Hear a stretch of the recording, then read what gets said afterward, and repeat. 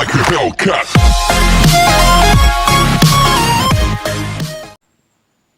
Hello friends, today we will introduce about factors affecting the resistance of a conductor. आज आपको ये जानना है कि हम वायर में क्या क्या चेंजिंग करें कि उसके रेजिस्टेंस में चेंजिंग हो जाए. Factors affecting the resistance of a conductor. कोई कंडक्टिंग वायर है उसमें क्या क्या फैक्ट फॉलो कर रहा है जो क्या करे रेजिस्टेंस में चेंज कर दे. First, length of the conductor. Length of the conductor, and second, area of cross section. Area of cross section of the conductor,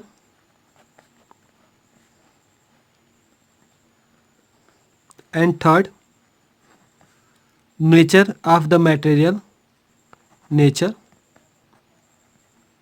of the material of the conductor,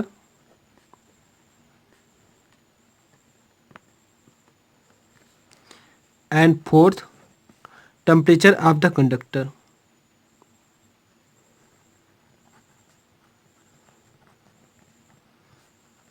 Temperature of the conductor.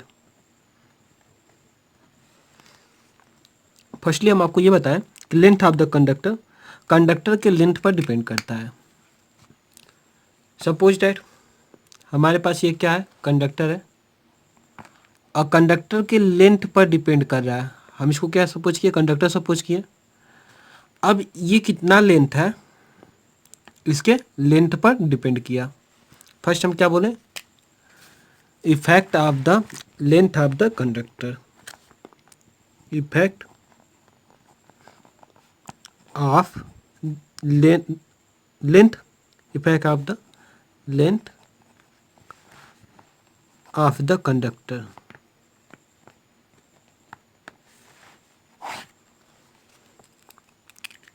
तो क्या होगा, length कैसे effect करेगा. The resistance of a conductor is directly proportional to its length. Resistance क्या होगा, directly proportional होगा किसके, conductor के लेंथ. कंडक्टिंग वायर का जो भी लेंथ होगा उसके डायरेक्टली प्रोपोर्शनल होगा. डायरेक्टली प्रोपोर्शनल क्या होगा, जैसे अगर सपोज दैट हमारे पास कोई कंडक्टर है, कंडक्टर का हम लेंथ क्या कर रहे हैं, इंक्रीज कर रहे हैं.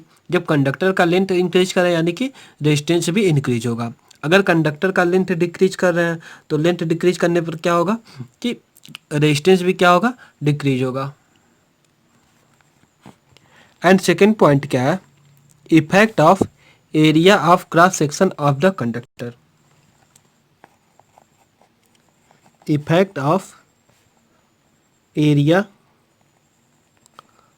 Of cross section of the conductor. अब एरिया ऑफ क्रॉस सेक्शन क्या होता है, जैसे सपोज दैट ये अगर कंडक्टर है, ठीक है, तो ये कंडक्टर होने का मतलब यहाँ से लेके यहाँ तक जो लेंथ हुआ वो क्या हुआ, वायर का लेंथ हुआ. और हम इस वायर के लेंथ को रेजिस्टेंस की डायरेक्टली प्रोपोर्शनल कर दिए.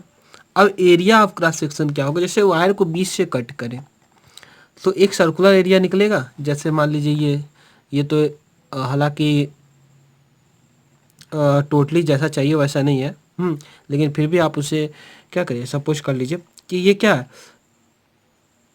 ऐसे ही है, एक सर्कल की तरह से है. जब एक सर्कल की तरह से है तो ये जो एरिया होगा, यहाँ पे रेडियस कुछ होगा, पाई आर स्क्वायर होगा एरिया, ठीक है. अब ये एरिया क्या होगा, इनवर्सली प्रोपोर्शनल होगा. किसके इनवर्सली प्रोपोर्शनल होगा, the resistance of a conductor is inversely proportional to its area of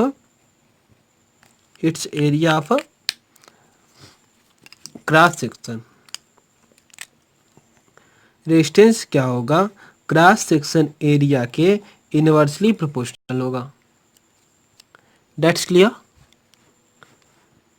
इसका मतलब ये हुआ कि अगर हम एरिया इंक्रीज करते हैं तो रेजिस्टेंस क्या करता है, डिक्रीज करता है, और एरिया डिक्रीज करते हैं तो रेजिस्टेंस इंक्रीज करेगा। मतलब अगर एरिया इंक्रीज कर रहे हैं, जब एरिया इंक्रीज कर रहे हैं तो वायर क्या हो जा रहा है, ठीक हो जा रहा है। जब वायर ठीक हो जा रहा है तो इसमें रेजिस्टेंस कम होगा।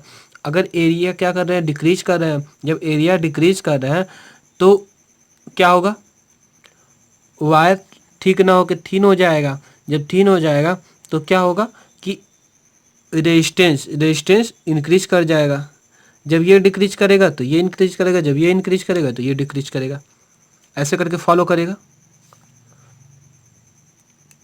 अब third point, effect of the nature of the material.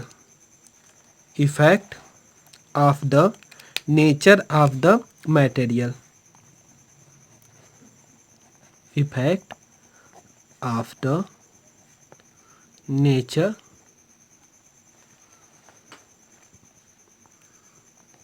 Of material of the conductor.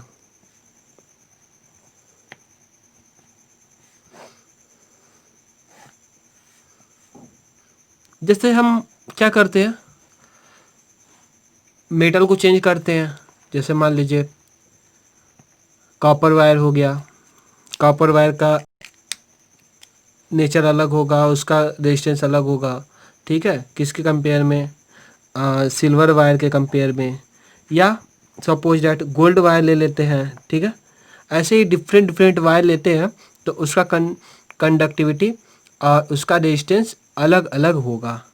ठीक है, रेजिस्टेंस सबका सेम नहीं होगा। हम क्या कर रहे हैं, उसके नेचर चेंज कर रहे हैं, मतलब वायर के मेटल को चेंज कर रहे हैं। जब वायर के मेटल को चेंज कर रहे हैं तो क्या हो रहा है, उसका रेजिस्टेंस भी चेंज हो रहा है। किस पे डिपेंड कर रहा है, उसके नेचर पे डिपेंड कर रहा है। किसके नेचर पे, कंडक्टिंग वायर के नेचर पर। Effect of temperature. And point number 4, effect of temperature.